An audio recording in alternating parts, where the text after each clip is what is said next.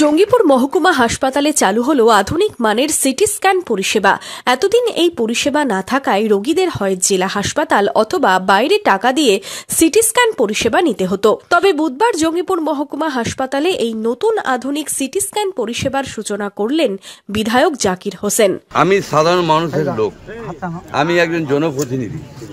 আমরা জনগণের কি করে ভালো হবে সেটাই আমাদের কাছে লক্ষ্য। যে মানুষের জন্য একটা অনুষ্ঠান করে দিলে, মানুষ জানতে পারলে মানুষ চিকিৎসাটা পাবে, মানুষ অসুস্থতা বা ওই চিকিৎসা হলে মানুষ বাঁচবে।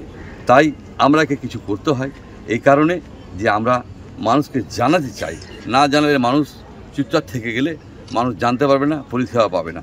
পরিষেবা পাওয়ার জন্য আমরা এই অনুষ্ঠানগুলো করি এবং মানুষকে যেন পরিষেবা ঠিক পায়। এদিন হাসপাতাল চত্বরেই অনুষ্ঠানের মধ্যে দিয়ে এই পরিষেবার সূচনা করা হলো। বিধায়ক ছাড়াও অনুষ্ঠানে উপস্থিত ছিলেন জঙ্গিপুরের চেয়ারম্যান মফিজুল ইসলাম সহ হাসপাতালের চিকিৎসক ও স্বাস্থ্যকর্মীরা। সিটি স্ক্যান পরিষেবা চালু হওয়ায় খুশি রোগী ও রোগীর পরিজনেরা।